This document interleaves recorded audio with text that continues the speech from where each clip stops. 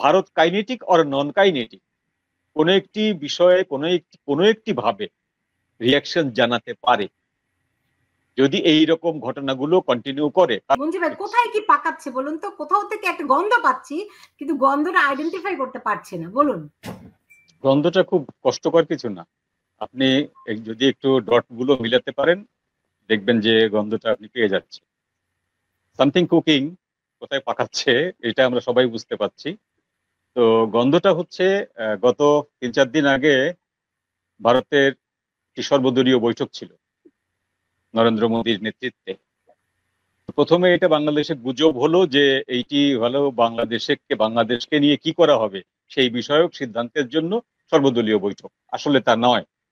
সর্বদলীয় বৈঠকটা হচ্ছে ওদের একটা সংসদ অধিবেশন শুরুর একদিন দুদিন আগে।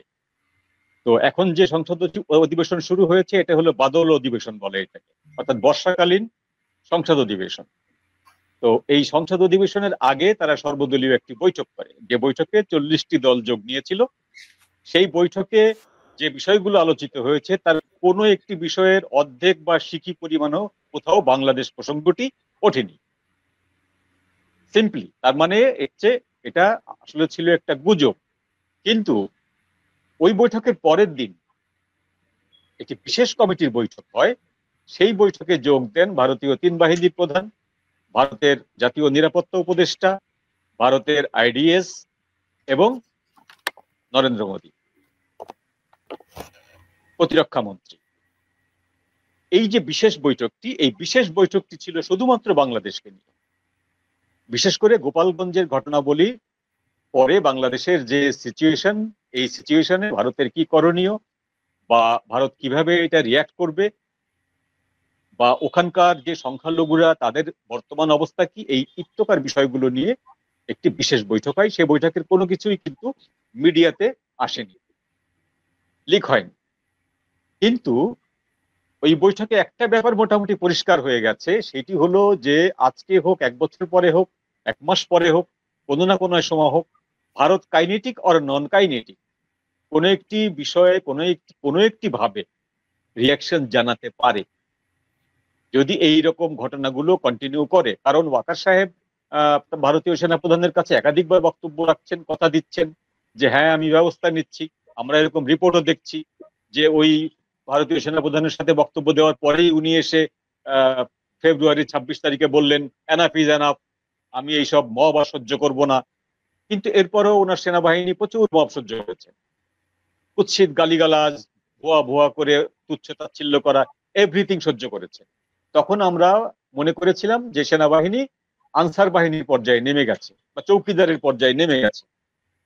কিন্তু যখনই ভারত থেকে এরকম কোন একটি নড়াচড়া শুরু হলো, আমাদের গোয়েন্দা দপ্তর থেকে নিশ্চিত করা হলো যে there is something cooking other side of border.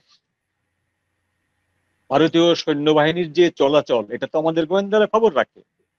ভারতীয় নর্থ ইস্ট সাইডে যে বিশেষ সৈন্য মোতায়েন করা হচ্ছে, হাসিমারা ঘাটির কাছে যে অস্থায়ী 3 বাহিনীর প্রধানের অফিস করা হয়েছে, তারা দিল্লি থেকে উড়ে এসে ওখানে অফিস করে আবার সন্ধ্যাবেলা চলে যাচ্ছেন। এবং ভারতের যে ইস্টার্ন ফ্রন্টের যে হেডকোয়ার্টার রাইটা বিল্ডিং এ আপনার এই ভারতের কলকাতায়, আপনার সেই বিল্ডিং থেকে বিশেষ সৈন্যবাহিনী মোতায়েন করা হচ্ছে। সাতক্ষীরা অঞ্চল পর্যন্ত সৈন্যদের যে মুভমেন্ট চলছে, এই মুভমেন্ট গুলো ন্যাচারাল টাইমে চলে না।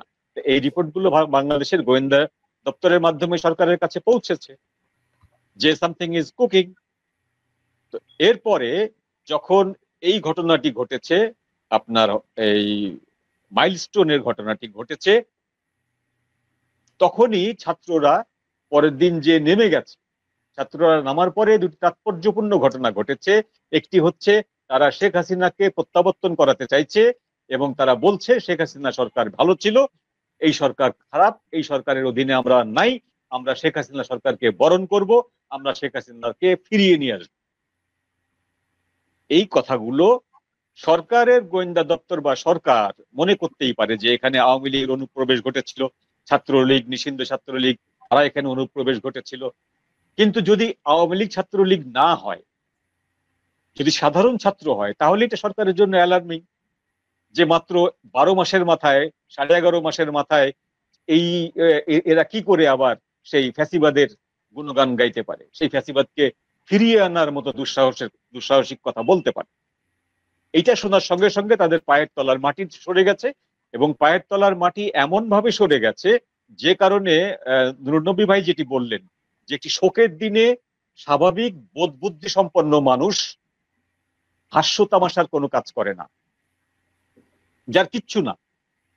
ধরুন আমি, আপনি এবং নুরনবী ভাই, আমাদের তো ওখানে কোনো সন্তান মরেনি, আমাদের আত্মীয়রা কেউ ওখানকার শিক্ষক ছিল না, আমাদের কিচ্ছু না। আমাদের কথা বাদ দিলাম, একজন শ্রমিক, একজন কৃষক, যার কিচ্ছু নেই, যে জীবনে কোনদিন মাইলস্টোনে ছেলে পড়াতে পারবে না, পারবে এরকম কোনো সম্ভাবনা নাই, সেও পর্যন্ত শোকার্ত। সেখানে রাষ্ট্রের দায়িত্বপ্রাপ্ত ব্যক্তিরা ওই শোকের দিনে শোক ভুলে তারা 4টি বিশেষ দলকে ডেকে, যে দলগুলো হচ্ছে তাদের স্টেক হোল্ডার, তাদের ক্ষমতার অংশীদার, সেই দলগুলোকে ডেকে বিশেষ মিটিং করছে, যে বিশেষ মিটিং এর একটি মাত্র এজেন্ডা, সেই এজেন্ডাটা হচ্ছে যে আওয়ামী লীগ ফিরে আসছে, হাউ টু প্রোটেক্ট দেম। আপনারা আমাকে এই বুদ্ধিটা দিন, আপনারা আমার পাশে থাকবেন। সিরাজদৌল্লার বক্তব্যের মতো গলায় জড়িয়ে ধরে সিরাজদৌল্লা লাস্টে বলেছিল না যে আপনারা কথা দিন, আপনারা আমার সঙ্গে থাকবেন লড়াইয়ের শেষ পর্যন্ত। তো জগৎ শেঠ, রায়দুল্লাহ সবাই তো কথা দিয়েছে। তো বিএনপি কথা দিয়েছে, জামাত কথা দিয়েছে, ইসলামী শাসনতন্ত্র আন্দোলন কথা দিয়েছে, এনসিপি কথা দিয়েছে। আমরা ধরে নিলাম যে তারা কথা দিয়েছে, আপনার কোনো ভয় নেই, আমরা সাথে আছি। তাতেও তিনি নিশ্চিত হতে পারেননি। পরের দিন উনি 13টি দল বা জোটকে ডেকে আবার একটি সভা করেছে, এবং তারাও তাকে নিশ্চিত করেছে কোনোভাবেই আমরা ফ্যাসিবাদকে কামব্যাক করতে দেব না। এবং এই 2টি সভা থেকে যখন উনি নিশ্চিত হয়েছেন, তখন ওনার রাতের ঘুম এবং দিনের আহার মোটামুটি স্বাভাবিক পর্যায়ে এসছে।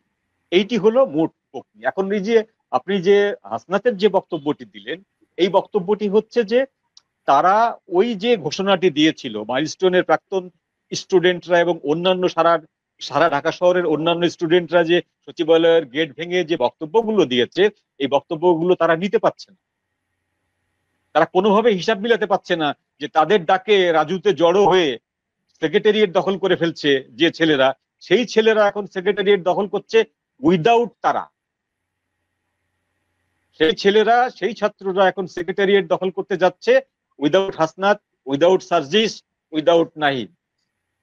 এই জিনিসটি তারা মেনে নিতে পারছেন না, যে কারণে তারা এই সমস্ত দায়টি চাপাচ্ছেন ডক্টর ইউনূসের উপরে। যে ডক্টর ইউনূসের এই যে ছেড়ে দেওয়া ভাব, তারা এরা তারাও ধরে নিচ্ছে যে প্রফেসর ইউনূসের যে পরিমাণ, তারা ধরে নিচ্ছে যে ডক্টর ইউনূসের যে পরিমাণ ব্যর্থতা, সেই ব্যর্থতার পরে যে গণরোষ, এই গণরোষ আজকে যে ধুমায়িত হওয়া শুরু হলো এই মাইলস্টোন ঘটনার পরে, এই গণরোষকে যদি এখনই থামানো না যায়, তাহলে এটি আর একটি জুলাই অভ্যুত্থান হতে যাচ্ছে। তারাও ভয় পাচ্ছে, তাদের পায়ের তলার মাটিও কিন্তু শক্ত নেই। তারা জানে যে সবার কিন্তু পালাবার জায়গা হবে না। বাংলাদেশ থেকে চারিপাশে তো ভারত এবং মায়ানমার, এবং এক পাশে বঙ্গোপসাগর, সবার কিন্তু পালাবার জায়গা হবে না, সবার জন্য কিন্তু ভিসা রেডি হয়ে নেই। সুতরাং তারাও ভয় পাচ্ছে। তারা ভয় পেয়ে তারা আগাম সরকারকে বার্তা দিচ্ছে যে নরমে হোক, গরমে হোক, কঠিনে হোক, তরলে হোক, যেভাবেই হোক আপনি পরিস্থিতি ট্যাকেল করুন, otherwise Awami League should be come back. আবার এসে যাচ্ছে ডক্টর নবী, তারা এই ভয় দিচ্ছে। মঞ্জুরুল হক যা যা বললেন এইটা একটা প্রেক্ষাপট, কিন্তু আমরা জানি যে ক্ষমতায় সেনাবাহিনী একটা বড় স্টেক হোল্ডার। এই মুহূর্তে আমি যদি বলি যে এই রাজনৈতিক দলগুলো এটি একটা রাজনৈতিক শক্তি, কিন্তু সেনাবাহিনীর শক্তিটাও অনেক বড়। তো সেই ক্ষেত্রে ডক্টর ইউনূস সেনাবাহিনীর সমর্থনটি তো পুরো উদ্যমে পাচ্ছেন, তাই না? তো সেই ক্ষেত্রে তার কি আশঙ্কার খুব বেশি কারণ আছে? আমি প্রথমত মঞ্জুর ভাইকে ধন্যবাদ দিই, সুন্দরভাবে প্রেক্ষাপটটা বর্তমান পরিস্থিতি ব্যাখ্যা করেছেন। তো আপনার যে প্রশ্ন, আমি একটু দ্বিমত পোষণ করি যে বাংলাদেশে যে পরিবর্তন হয়েছিল, এইখানে এই যে দলগুলো, এদের কোনো কার্যকরী ভূমিকা ছিল না। ভূমিকাটা ছিল আপনি যেটা উল্লেখ করেছেন সেনাবাহিনী। সেনাবাহিনী যদি 3 অগাস্টে তারা যদি সিদ্ধান্ত না নিত যে তারা বৈধ সরকারকে রক্ষা করবে না, এবং তাদের ভাষায় যে জনগণের উপরে আমরা গুলি চালাবো না, বৈধ সরকারকে রক্ষা করার জন্য এই আধুনিক যুগে গুলি ছাড়াও মব কন্ট্রোল করা যায়। সাউন্ড গ্রেনেড রয়েছে, ওয়াটার গান রয়েছে, কয়েকটা ট্যাঙ্ক। আগের দিন রাতে যে মিথ্যা আশ্বাস দিয়েছিল এই সমস্ত সশস্ত্র বাহিনীর নেতারা যে তারা এই মব ঢাকাতে ঢুকতে দিবে না, 18-19টা পয়েন্টে ব্যারিকেড বসানো হবে সেনাবাহিনীর বা আর্ম ফোর্সের, এটা ছিল মিথ্যা। কারণ তারা, আমি সবসময় যেটা বলেছি, এখন সবসময় বলি কিন্তু পসিবলি মানুষ জানে না, সেটা হলো যে সেনা আইনে যারা অফিসার হিসাবে শপথ গ্রহণ করে তাদের সেই সেনা আইনের 31 ধারায় লেখা আছে, সরকারের বিরুদ্ধে, দেশের বিরুদ্ধে যদি কোনো ষড়যন্ত্র হয়, কুয়েড অ্যাটেম্প্ট হয়, যে কোনো ষড়যন্ত্র হলে ওই সেনা অফিসারের দায়িত্ব তাৎক্ষণিক ব্যবস্থা নেওয়া তার সেই ষড়যন্ত্রের বিরুদ্ধে। সেটা যদি তার ক্ষমতায় না থাকে তাহলে তার ঊর্ধ্বতন কর্মকর্তাকে জানাতে হবে।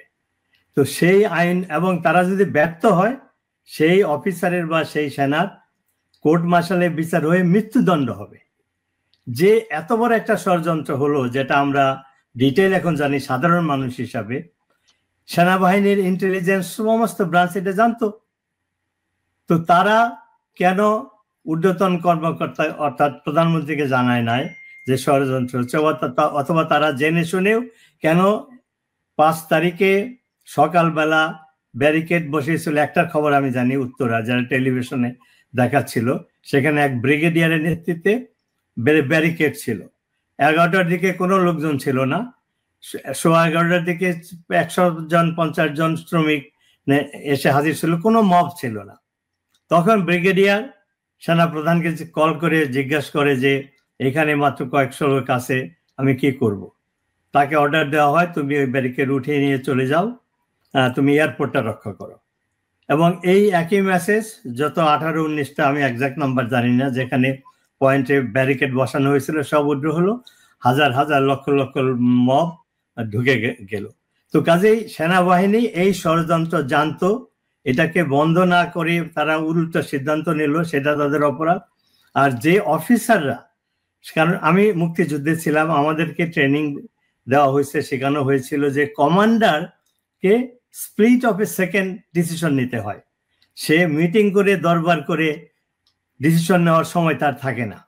তো এই যে সেনা প্রধান যে দরবার করে সে সিদ্ধান্ত নিল, এটা তার দায়িত্ব না।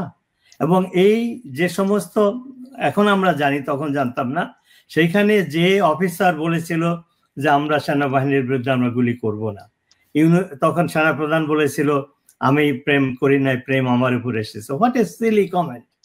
সেই অফিসার, সে এখন মেজর জেনারেল, সে এখন যশোরের জিওসি, তার নেতৃত্বে গোপালগঞ্জে এই হত্যাকাণ্ড ঘটেছে।